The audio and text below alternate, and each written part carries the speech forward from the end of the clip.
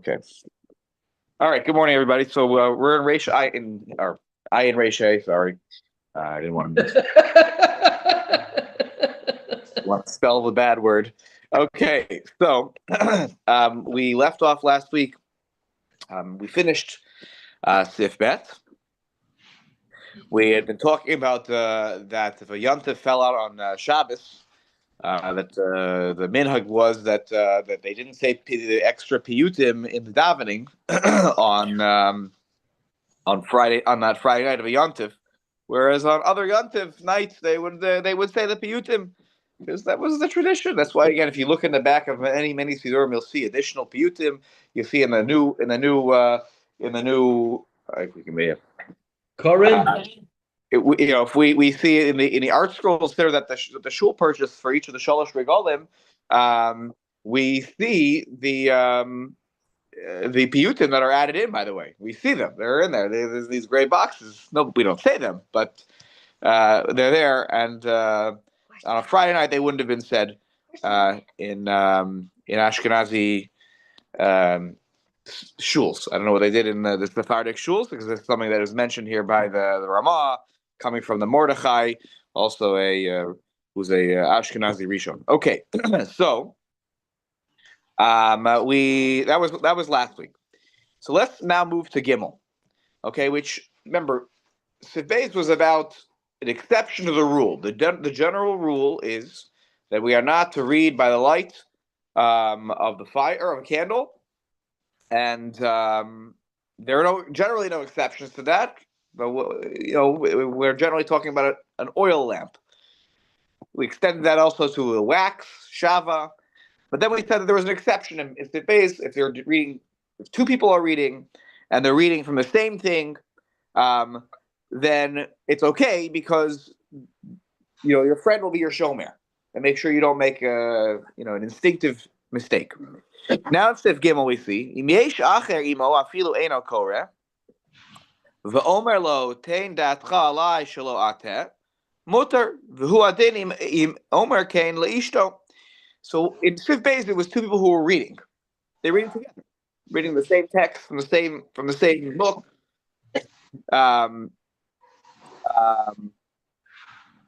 Maybe you could extend the Shulchan Aruch's approach based on the Yesh Omrim of the Ramah in the first in Sif Beis, that maybe it was two people reading from two books, but they were reading together. Even that, the Ramah says the Yesh Omrim, the Shnei Svarim Afil Ben Echad Aser. Okay, but maybe the Shulchan Aruch would think that Shnei Svarim Ben Echad is mutter. Okay, but if you have one person who's reading and the other one is not reading, they're like not a part of this. They're like, very nice, I'm happy to sit next to you, but I'm not reading right now.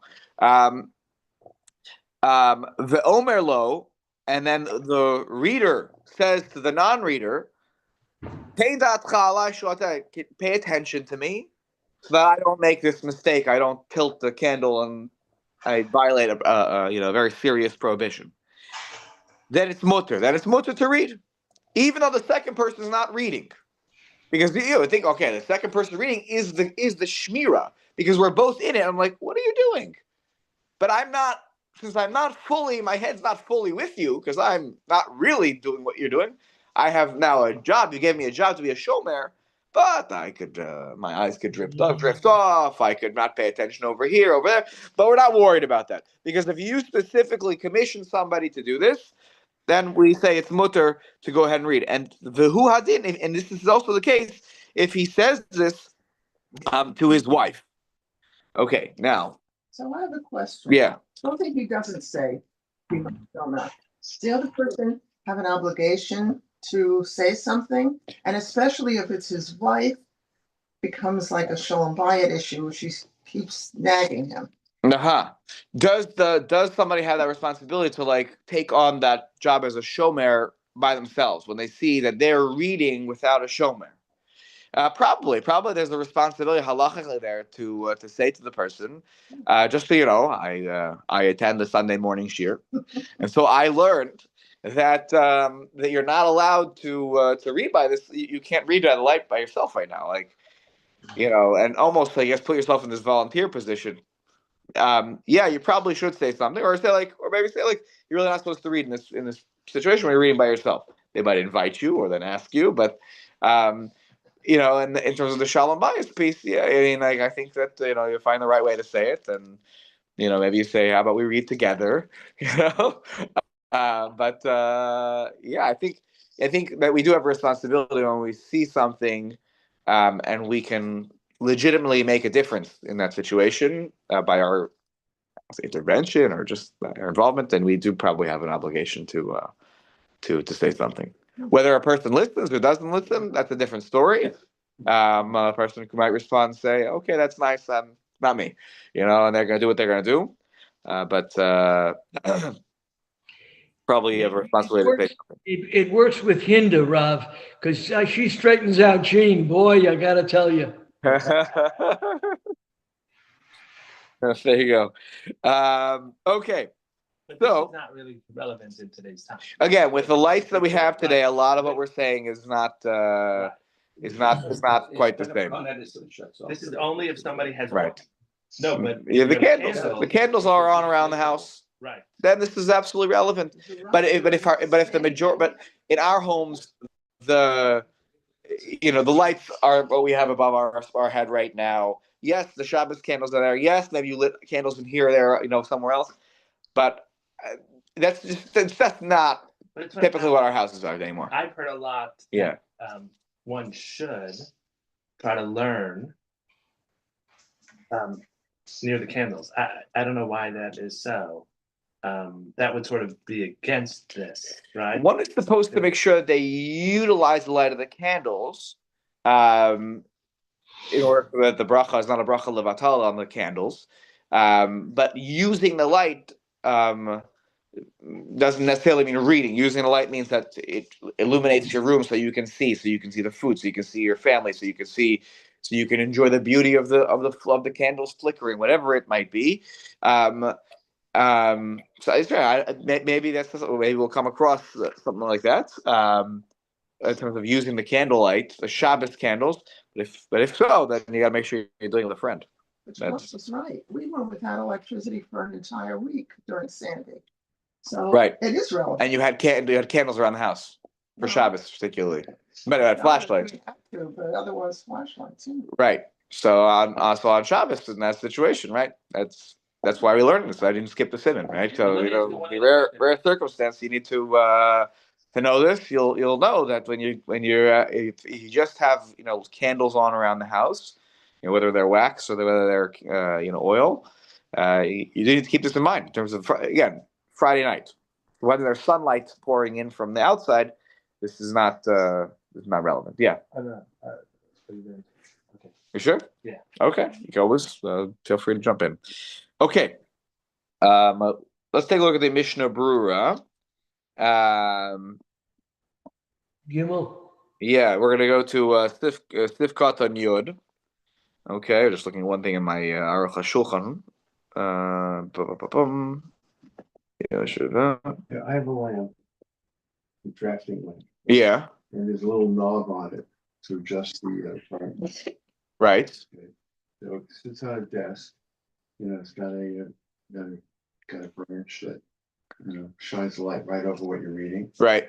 And if you're sitting there, you could adjust it, right? So it's interesting that you mentioned that. I want to be intellectually honest here, and No, it's a drafting lamp. In the old days, people used to do drafting. Today, people use computers, but in the old days, if you like to write, or you have a desk lamp with a light shining. where it's a light there, like it comes over top of like the desk area like this. Yeah, it has an arm on it. Right. And, the lamp is at the end of an arm, and at the base is a little knob where you can adjust. The dimmable light. So We're talking about Shabbat. So- You cannot dim the light, can you? Oh, I that's think he's insane. saying absent-mindedly, you might. right, if you're sitting there and you're putting the book right in front of you and the light is on top. When you're Right. So which is why I will say the following. So before we read the Mishnah Berurah here, I'm gonna. Last week I told you we were on Aruch HaShulchan. We said in the Mishnah Berurah, by the way, I read you that piece that the Or Chashmal HaMiyutzar Al Yedei generator that Rav Shlomo Zalman said, according to the Mishnah Berurah, it's mutter, even though you might not always have to fix it, but that's that's like, the part where you have to fix it is so far removed from where you are that we're not choshesh for this. But there is another opinion about this amongst the poskim from the 20th century, which is the Chazon Ish. This is number 14, note number 14 for those who are using the same edition that I am. Right? So in the second paragraph there, he quotes from the Chazon Ish that Sha'isr hu gam b'neiros shalanu. The Chazon Ish thought that this extended to our afilu be'or hachashmal, even by electric lights. Gam b'makom she'ein chabo chashash avodas Yisrael b'Shabbos, even though you're not worried like what a Jew's going to do malacha, whatever. Maybe there's a place where there are. I think he's trying to make a point there about if there are Jews who might do malach, whatever. Not here, and he says, the Rav Nissim Karlitz tries to explain for the Chazon Ish the Tam Hadar Biyar Rav Nissim Karlitz Kevin Shalifamim Yesh Tzorach B'Tikunim B'Ma'areches HaChashmal B'Chutim Shehisrofu, and he says sometimes you need to make little fixes with the ma'areches hachashmal, like just like the I don't know how it's a little device. Little fixes that with the electricity that are not like nothing crazy, and then right obechutim shehisrofafu, right? There's some right. Well, no, I think the hisrofafu are like become soft, right. Right? Va'afal pishu chashash rachok. It's like this is not something you typically would worry about. Ve'ein siba ligzor meichamaso mikomako me'achas shegaznu chazal b'ner shemen gam dvarim elu bichlal gzeirasa, because there were also far-fetched things in that gzeira too. Remember the whole 10 stories high? Well, but we don't make any exceptions because you could fix that. You could touch that, right? If you figure out how to get up there or how to get down. That flight is far below you. And therefore, he said, Chazon Ish said, you shouldn't do this either unless you have all these other things in place. 2 people reading, or you've set up a shomer situation. So basically, he's applying it to our life. There's, their life, not our life. Right, Chazon Ish's life. Different. Their lights were the incandescent light bulbs. Wiring is different. Just mentioned. And I'd also add that most of the bulbs that are now being used today, which is actually probably different than even 10, 15 years ago, are not the incandescent light bulbs. Incandescent light bulbs, so I'm hearing Rav Shechter in my head right now, that the glowing metal, the Rambam says, it's an Issa D'Oraisa, glowing metal, that's red hot, that's Aish, that's Mavir, so that's an Issa D'Oraisa, but that the light bulbs that we use today, the light that we get doesn't come from a glowing hot metal, and so you're not talking about an Issa D'Oraisa with most of our light bulbs. Even I remember Rabbi Weider once explaining to us. I didn't understand it, but that the how do we call these ones? Fluorescent. These are fluorescent lights. The lights that are coming are from the electrons that are bouncing back and forth in there, and there are on both sides. You can't see them, but in every one of these, only he would figure this out. But on both sides, there are little coils that do heat up, but we don't. The light that we get doesn't come from them. That's what the electrons are, because it gets so hot, it gives off the electrons, which then produce this light because they're bouncing back so quickly. So the light is actually not being produced by the coils on the sides, which you can't see. It's being produced by the electrons that are bouncing, so that's what we would call a malacha she'eina tzricha legufa, right? The coils, heating up are not for itself. You're getting it for the electrons that are coming off.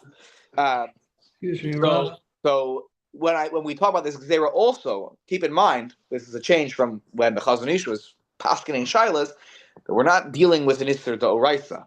And therefore, you might say, based on some logic we said last week, that the potential here for the worst thing is that the Rabbanon, there might be room for also saying that we won't put this gzeira on. We had that last week when we talked about the malacha she'eina tzricha legufa of the cutting if you remember, cutting the wick, the yishama yimchot, when it was the wax candle, and if it was only a machaba issue, which the Aruch HaShulchan took issue with, so that's a mavir issue too. But if you think it's only mechaba, then that's a malacha shein and tzricha lagufa. And maybe there are those who pull paskin who are more lenient in that situation. So just wanted to keep it back up. It's certainly not our minhag. The Chazon Ish's opinion is certainly not our minhag today. You go to everyone's houses. This is not just a modern Orthodox, psak halacha. This is the minhag, you go to people who are, more in the yeshivish Welt, and it's that you'll get they have their lights on Shabbos, and I don't think they're not reading as a result of it. Okay, Simeon, I see your hand up. Go ahead. Yes, Rav, see, you are suggesting, or the Chazon Ish is suggesting, that if the light comes from, let's say, gas as opposed to a filament, it is not muktzah, and one does not have to be concerned about it. No. Gas would be a problem. If you would take it to a conclusion, you'd say you could touch it and adjust it even. No. So first of all, a gas lamp, that's a fire. Like that's a real fire, and that's a havara, a potential for havara.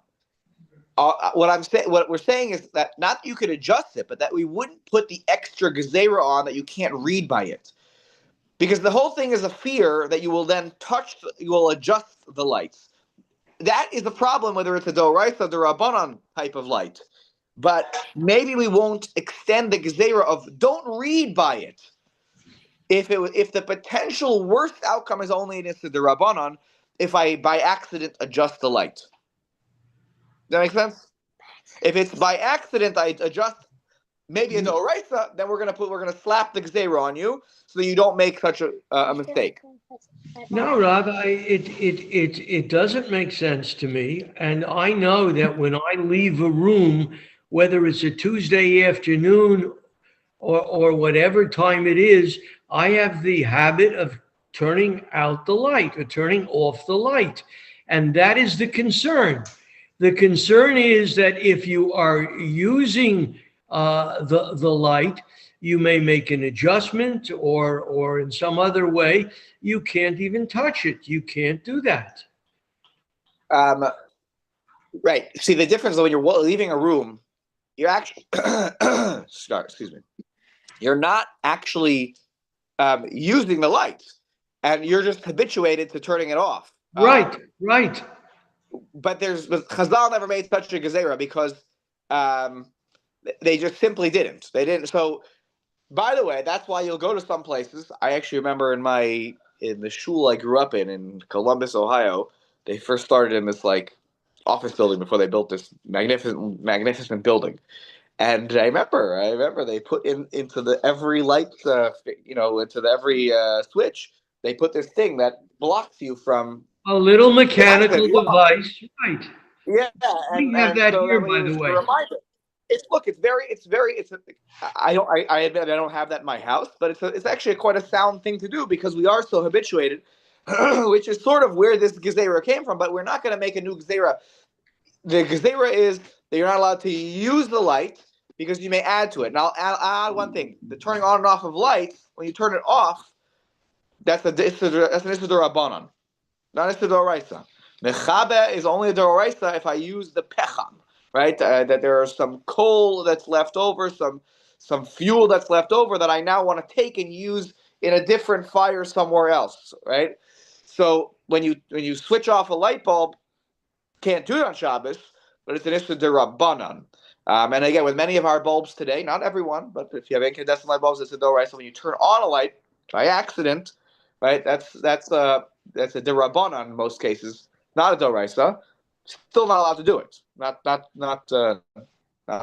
suggesting anyone should be mechal Shabbos here. So, yeah, okay. Let's go to Sifkat and Yud now. The Omer Lo. You say to this friend who's not reading, Dafka be'Omer Lo. You have to say it out loud, right? About bistama, but if you're just I'm gonna assume my friend will take care of me if I So I'm near my friend. I'm near my family member, they'll be fine. No, you have to say it out loud in order to be permitted to read. And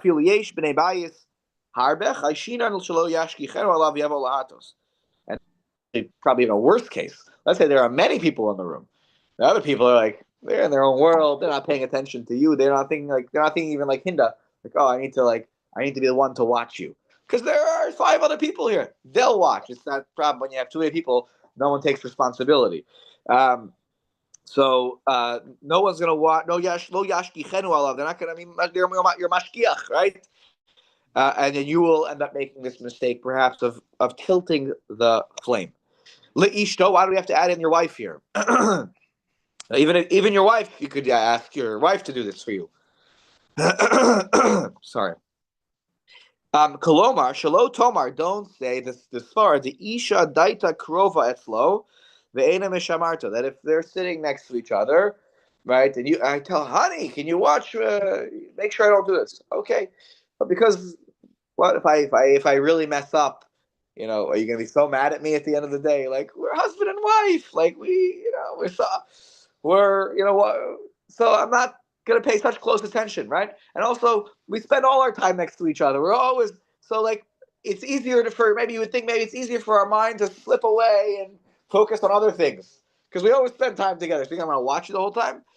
But even so, even though you thought you could say that, Mishnah says we don't say that, and that's why even if you do explicitly ask your wife, or I would say vice versa, then it's okay. And probably the reason I'm being honest. Why do you think it only says ask your wife? Probably the assumption here was that most women at the time, when this is could not bring edus. Well, they could. They weren't literate to read. Now, all women were illiterate, but I think there's an assumption that's being made here. Okay. But you realize what he's saying. He says, "Eno mishmarto." She is not his boss. No. You would think that. Say that. Look at the beginning of the phrase, Simeon. Kolomar shelo tomar. Don't say this. You might have thought lahafamina. At the end of the day, that is not what we say. By the way, one more important point here. Aruch HaShulchan adds in, you cannot ask a katan to help you in this one. So if I turn to my kids and I say, guys, can you just make sure that Abba doesn't watch me so I don't. If you see me going for the light, say Shabbos. Now, even though I would trust them, but they're kids, so the halacha, al katan nira li she'eno yochol lismoch afilu a katan omer she'yishmeron, even if like was said a moment ago, yeah, I got you. The ein modas nachon la'akvo kodem ha'hataya. We don't have the halacha doesn't have their full trust in a below bar bat mitzvah child. Okay. Okay. By the way, also he adds in here also a non-Jew. Kol sheken da'akol meino moel. That because they don't understand maybe all the halachos, so they don't fully. Though there are some members of our staff here currently, or certainly Andre, who who sometimes know more halacha than me. Okay. Let's go to Sif Dalit. And I'd love to. So I did a deep dive on this one. So I want to. I'm curious thoughts on this one. Sif Dalit. Adam chashuv she'ein darko b'chol hatos. Adam, literally just translating it literally. An Adam chashuv, an important person, whose the way is not to during the weekdays tilt the candles ever. They would never do that. Other people might do that, but not this Adam Chashuv. Not Adam Chashuv. So that mutter bechol gavna. It is permitted for that person to read on Shabbos. No problem. All situations by themselves, no problem. Okay, what's Adam Chashuv? I think they're talking about somebody who has servants who usually do these things for you. Okay, so I also thought that. And I think that there is one explanation to such an approach, that they're so rich. They're talking about the very highest religious. Okay, good. So see what an incredible shir. The 2 deos were already named. Good. So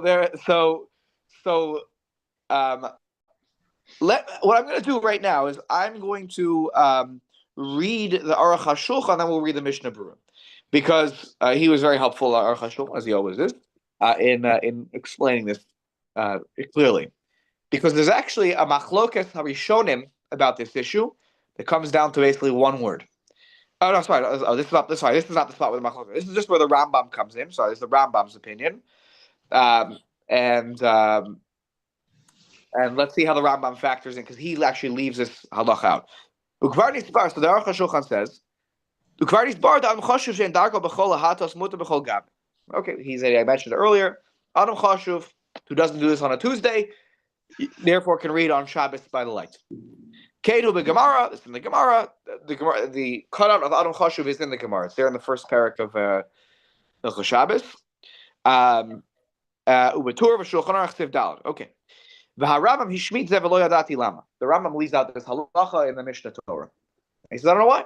Why did the Rambam leave this out? This is an important halacha. If there's an exception of two people reading together, you have a shomer who you ask, why should the other exception, which is listed in the Gemara, not be mentioned by the Rambam in the Mishnah Torah? That is a funny thing for the Rambam to leave it out. The Rambam codified everything. So he says, Amnam gam al hatur v'Shulchan Aruch kasha. He says, by the way, we can ask a question about the Torah and the Shulchan Aruch also. The Haba Gemara Mevor the Misha Mesim Atzmo al Divrei Torah Kehedjot Rabbi Yishmael ben Elisha. That it says in the Gemara also that if a person makes themselves when it comes to words of Torah like a hedjot, like a common person, right? Like Rabbi Yishmael ben Elisha, who didn't think he didn't view himself as being different. Well, what does that mean? He looked at a sefer. He would make sure to always be reading things. So Asr is prohibited. Ayin Shah, but Lama Hishmitu. Why didn't he mention that?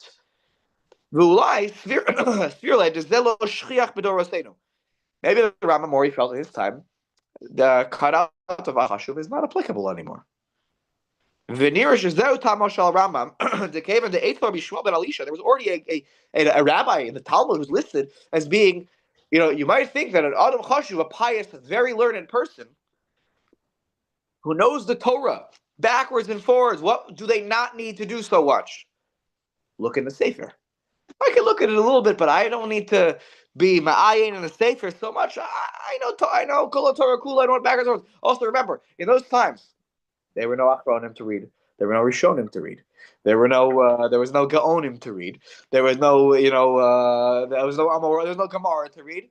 They had reciters orally of the Mishnah of Brysos. What did you need to know? The only thing you needed to know was Tanakh.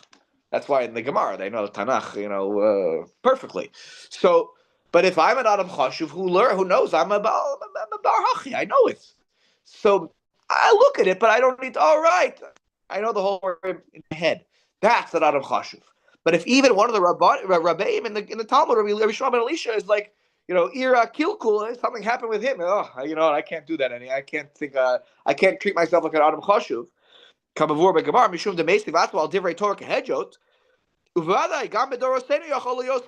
Who are we to be better than him in our generations?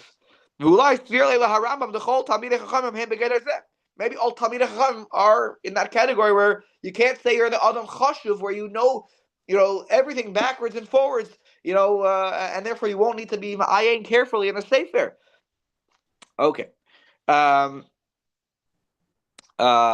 The Adam Chashuv,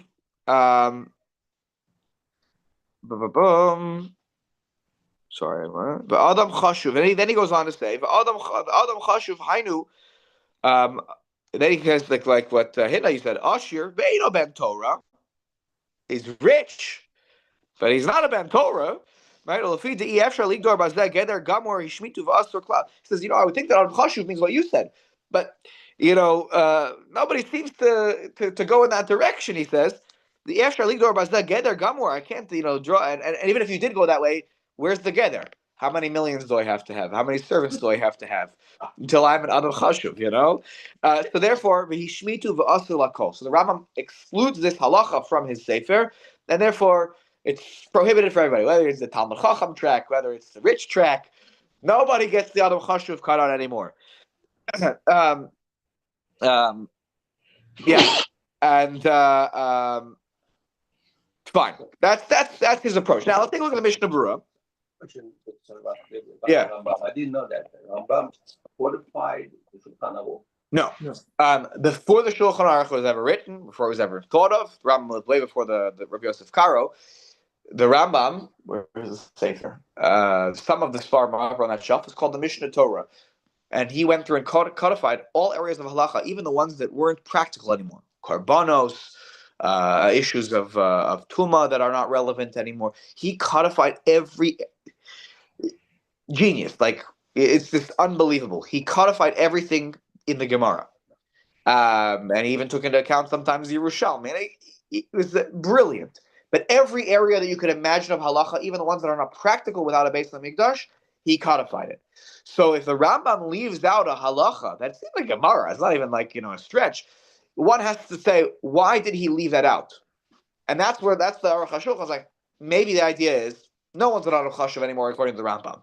So Right? That's how he reads that Elisha ben Rishmael ben Elisha. Yeah. How is Yosef ben Karo wrote codified laws? Rabbi Yosef Karo came along later on, and he looked at he learned the Gemara himself. He looked at the Rambam. If you look at the Beis Yosef, right? He learned the Gemara. Then he would look at the Rambam. Then he would look at the Rif would say. He looked at the Rush would say. He looked at other Rishon, many other Rishonim as well. And then and before him was the Torah. The Torah started to put together things. He didn't, expound on it a lot and give you what did the Gemara say, what did this Rishon say. But the Rambam becomes a very strong basis for the things that we're reading here. But not always. The Rambam's halacha is not always how we paskin, but factors into the Beis Yosef's calculations of the big three. Right before there was such a thing in basketball as the big three, there was Rabbi Yosef Karo's version of the big three. There was the Rambam, the Rif, and the Rush. Okay. Rav? Yes. There's about 400 to 500 years between Rabbi The Yosef Rambam and the Shulchan Aruch. Yeah. No, the Rambam was a very early Rishon. Yeah. Okay. Let's take a look now at the Sifkat on Yud Beis. She'ein darko le Perush. Shebarur hu she'ein darko af be'es halimud.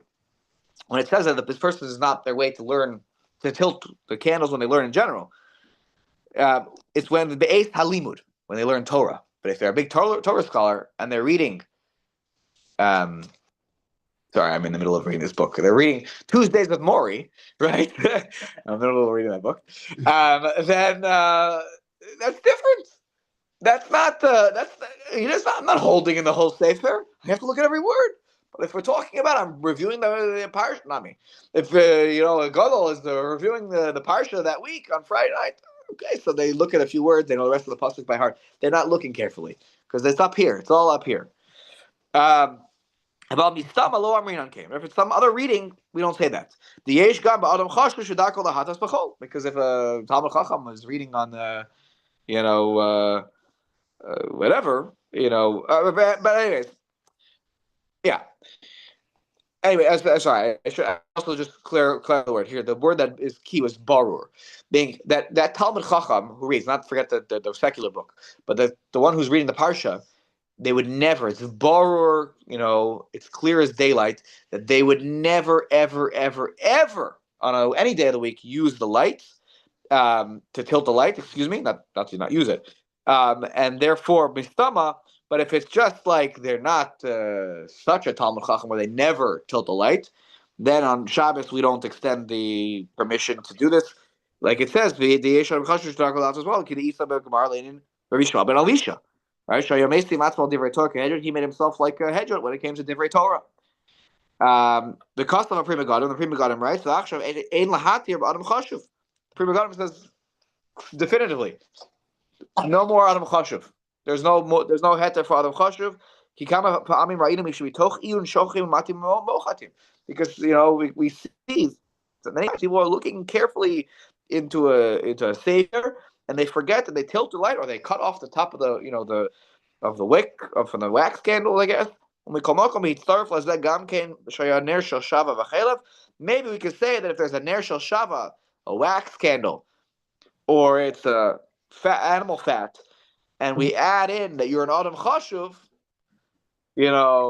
by our standards, then Nirash Dein Lahachim, maybe then you can get away with it. But that doesn't sound like, again, the Aruch HaShulchan didn't seem to want to say that either. Go ahead, Ariel. Rabbi Ariel, I see your hand. Go ahead. I just want to understand what it means by af, like even when it comes to limud. Like, what would be the thing that we're like Baruch obviously that Shebaruhu she'ein darko. It's not his way. Af be'es halim. Maybe look, because you maybe it's like what they saying 2 lines later, which is when it goes to Pri Megadim, that it's the eighth halimud is maybe the more dangerous time, not dangerous, the more likely time when you're going to tilt the candle. Forget my, reading a secular book example, the, because okay, whatever they're reading, and they're reading. The time when a Talmid Chacham in this generation that the Mishnah Berurah and even earlier than that, where the proliferation of Svarim and the way Talmidei Chachamim learned is that they learn in a book. They're, the classic picture of the Rabbeim with Svarim open all over the Shulchan in front of them, right? We have to be able to withstand Af Be'ez Halimut to be using the candle, because it's all about, Rabbi, I think it's all about what is our habit. And if my habit is that, when it comes to reading other things, I don't tilt the candles. I don't need that. But at the eighth halimud, right? The person is like all into it. There's farm over here, and the candle is right here, and they would sometimes on a Tuesday when they're learning do this tilting business. Then otherwise they don't use it. They're a super genius. They know they're reading a math book. I know math. I know that they don't. I don't. But like when it comes to Torah learning, you might think there's so many svarim to learn that and read that they're always looking carefully. What does the Shagasari have to say about this? What does the start pulling off the svarim off the show about a sugya you're learning? And I think this is the difference between Adam Chashuv in our day and Adam Chashuv in the days of even the Gemara. Is that today when we think about some of the the Rabbeim that I'm sure Rabbi you're thinking about it in the same base measures that we learned, right? They're always surrounded by svarim, and they're literally sometimes their heads are literally in their sefer, and because today it's all about so many svarim we have to learn. I mean, it's not just about the one sefer that we have to master, right? And again, in the days of the Tanoim, they were worried about knowing Tanakh. They didn't have to memorize the Mishnah even, right? It was all recited out loud to them. So I think that's a little bit what I think maybe the word af here is that even in the eighth halima they have to be so never using their lights carefully, like tilting them. I don't know. That's my read on it. Okay, great. Thank you. Let's take a look at hay. This is also interesting. Now we're getting all the there was a general rule, now all the exceptions or the interesting cases. Stiff hay up on top. Bimedura. Okay, so you have here Medura like is a bonfire. It's like a big fire. Now, if there's a bonfire in your house, that's when you need to leave. Okay. But by the way, the words exactly it means a large fire that's illuminating beautifully the room. Like there's a lot of light. By the way, these terms of Adam Chashuv and also Medura come up in another context, and that comes up by Hanukkah in the Gemara in Bameh Madlikin in the sugya there when it talks about the requirement and necessity of a shamash. Shamash feels like when they learn about shamash, guys. Why? My kids are here, so please you are watching this. Why do we have a shamash on Hanukkah? Because the halacha is asur l'hishtamesh. You saying? Okay, to light the other ones. Okay, good. So to light the other ones. The reason that in 8th grade when I teach 8th grade, we do before Hanukkah, I do the sugya with my talmidim, and so they all know why do we have a shamash? It's not because it's to help other candles. What? I know. Sorry. I'll write you a refund on your tuition. The reason for a shamash according to the Gemara is because you don't want Eilan Rishus L'Hishtamesh Bahem, and they didn't have other lights in the room, so you can't read by the candle lights. So in order to ensure that you weren't only benefiting from the candlelights if you accidentally read, or you benefited because you saw it in the room because of the Hanukkah candles, we add a shamash. That's the reason. And so if you have an Adam Chashuv, the Gemara says, you don't need a shamash. You don't need it because they never like carefully being ma'ayin, I guess, by the light of a candle or whatever. And then it also there that they talks about a Madura over there as well. What if there's there's a Madura lit in the room? There are other candles. Says you don't need a shamash, which would lead you to believe in our situation. We have lights in our rooms all over the place. You probably don't need a shamash, but it's our tradition, so don't stop doing it. But that is the really so that's also where Ado Chashuv comes up and also Madura. So here, anyways, we have Madura. Afilu asara ke'echad ein korin. Okay.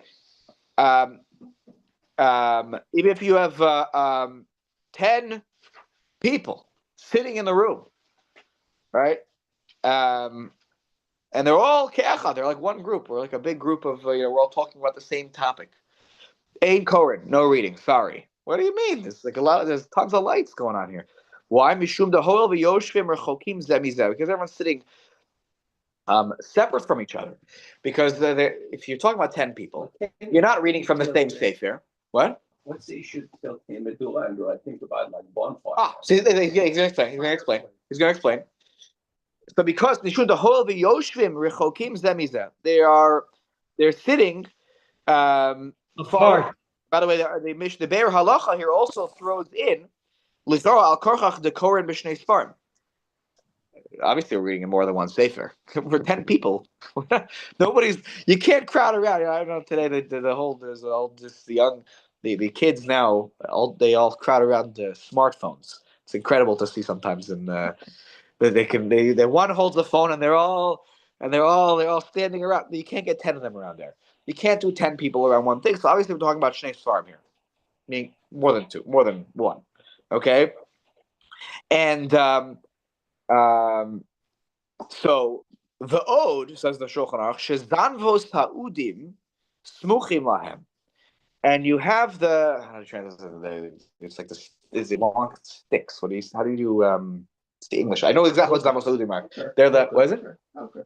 The poker, right? The zanvos ha'udim are smuchim, are near all of them, right? Ein ze makir kishabach haver lahavir lechatos. We're all reading our own books. Each we have our 10 books. We're all talking about the same thing. But if one of them, is right near the fire to stoke the coals, right, to increase the flame because they want to increase the flame, the light in the room, or we'll see for other reasons as well, potentially for another reason as well, then no one's paying attention. We're all doing our own thing. And again, you have this problem when you have too many people, no one actually is paying attention to what other people are doing. So that fear exists, right? They're going to lahavir to kindle the flame, ulechatos, and to stoke the coals, which is a problem of havara. Rav? Yes, David? Rav, I'm wondering if you could go back a couple of words. I don't understand shezanvos ha'udim. First of all, the word zanvos comes from the Hebrew word zanav, and they made a verb out of a noun, and I don't know what ha'udim means. I want to say it's like firebrands is the word. Is that what? Yeah. It's fire. It's light. Correct. Fire. Zanvos ha'udim are the sticks. I think it's the how you have bonfire. Yeah. The fire comes not just from one place; it comes from different angles. Yeah. That's what they're talking. It's navot. It's like smoking. It's like smoking. I think it's like the smoking pieces of wood, right? They're on fire, and then you might take that and touch it, and to increase the light, to increase it, but it's on fire. Like these are smoking hot, firebrands. What the word that comes to. They don't come from one place. They come from different angles. The flow of light comes from different angles. Correct. And on the wood underneath that brings right, and so you can grab onto them and move them. Move them exactly. So, and that is what you would typically do on a Tuesday if you're in a room and you want to continue the strength of the fire. Remember, no one's sitting close to the source of the fire because it's big. So you don't want to be too close. You don't want to get burned. So you're sitting farther away. So if the light decreases because it's burning through, excuse me, then someone might instinctively, quickly get up from their seat, make the shift, and it just violated Shabbos. So we want to avoid that.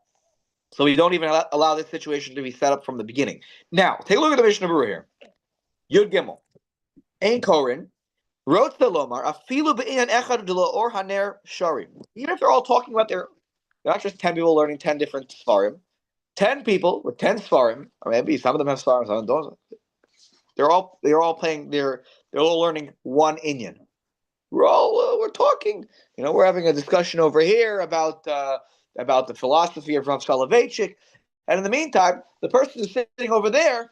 It's getting a little dark here. I can't see my my halachic man. And they go and they start to. It's like it's hard stuff to understand in English.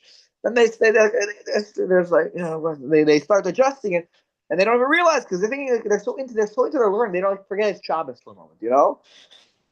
And v'ayin be'olas tamid, and if you look at the Sefer Olas Tamid, the imbikesh le'echad sheyitei dato alav shelo yechatet demuter. Behavio be'eliyarabba. But like we saw in Sif Daled, if they appoint one person and the group of 10 to be the shomer, as it were, can you make sure that none of us make this mistake? You stand by the fire as like a security guard, or just watch us. You can be part of the discussion, but your job is to watch us. then it should be mutter, and that halacha is brought the Elia Rabbah, and it fits with the svara that we used previously, and therefore it's mutter. Take a look at Yudalit. Lehavir ulechatos, to kindle and to stoke. Hasav hataz. The Taz writes here was one of the no-say kalim on the side of the Shulchan Aruch. One of the Mefarshim on the side of the Shulchan Aruch. Nireli to afal pi shemuter. It appears to be even though it is permitted, he's chamei neged hamadura. You are allowed to warm yourself up near a fire. That's again for the days that we have the kind of heating systems that we have today. You want to warm yourself up. It's the winter. It's Poland. You want to go near the fire that's on in the house to warm yourself up. And it's permissible. Kirisa sof siman reisha, as we'll see at the end of the next siman, we'll learn that. Mikol makom ein leishev v'samuch eitzel zanvos ha'udim. But when you heat yourself up, you actually shouldn't sit near the zanvos of these like smoking firebrands, these pieces of wood that are basically they're smoking, and they are meant to be used to soak the coals, right? To increase the fire and increase the heat. Because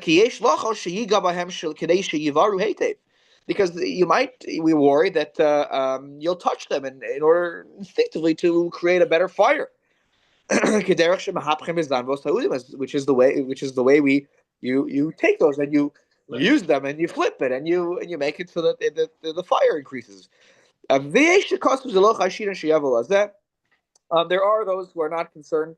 Quoted in the Eli Rabbah and the Tosefes Shabbos, that are not concerned about this, and therefore you can sit next to on Shabbos next to the Zanvos Ha'udim if you're warming yourself up, not for reading though, just for giving yourself extra heat. Okay. All right, we're gonna pause here. Next week we'll continue. Actually, next week is Tisha B'Av, so we're not gonna learn because it's prohibited. But the next time when we continue, we will see the Tinokos Shel Beis Rabban. Fascinating topic. That's where there's a machlokas rishonim about talking about whether if the school kids, can they read on Shabbos? And by the light of the candle. And we're going to say the answer is yes, and the answer is because they're scared of their Rebbe, and they're scared of making they're scared of making a halachic mistake. And so they're very hyper aware of, okay, the Rebbe's watching. I can't touch the fire. I can't touch this. They're terrified of the Rebbe. The Rebbe's a scary figure. And the question is, the machlokas harishonim is, does the Rebbe have to be there? Or is there even just a fear of the Rebbe showing up enough to permit the child to read by the light of the candle? This is the machlokas we'll see next week, or next time, I should say. And then we'll talk about some other exceptions, about Malikin, the Haggadah. What about Yom Kippur? All of Yom Kippur davening is unfamiliar to us, but yet we do it by the light of the candle. Not today, but they did that by the light of the candle. And you can't say, well, I know the Yom Kippur. Do it once a year. You don't know the Shemona Esrei by heart. I'm sorry. You don't know it. And all the Al-Chet, it's once a year you're saying Al-Chet. You don't know the Al-Chet by heart. So, how did they do Yom Kippur davening? in those days. So we'll talk about all these interesting cases. Also, we'll talk about when Sif Yudah is about the Rebbe who's teaching the kids about the parsha. Friday night, he's giving a parsha shir for the kids, and and he's looking in his sefer. Can the Rebbe, look in his sefer? Look in the Chumash or whatever. So all these interesting cases are gonna come up, and we'll talk about how halacha handles them. Okay, very good. Yeah, Jeffrey. AI. Oh boy. Hails of the firebrands. Right. Okay. The expression is from Yeshayahu. By the way, so in chapter 7, right? It talks about it talks about the two smoking firebrands who are the kings of these other nations. Actually, remembering it right because I was in a I was in a class in Rebel with Professor Son Zeliasser, who's actually related to somebody in our community, and he's an expert in Yeshayahu. And anyways, I remember we were learning Perek Zayin with him, and he talked there about the Zanvos Ha'udim, and they just reminded me, right? And those are the two kings, yeah. In this context, okay, Tales of Fire refer to two burning, right? The king of Aram, Rezin, and Pekach, the king of Yisrael, of the northern kingdom, who were threatening Yehuda, implying God was telling him, implying they are fading embers. They're going to go out. Their power to diminish soon. What was that? Fading embers. That's right. Correct. They're about to go. So right, so you're gonna play with them because you want to fix it. Very good. Zanvos Ha'udah. I still don't understand. But see, that's why if you're holding in Tanakh like the Tanaim and the Amoraim, where you understand so much better their expressions. There are fires that are going out. Beautiful. AI. It's really amazing. AI. I know. It's quite a tool. Quite the tool. Thank you.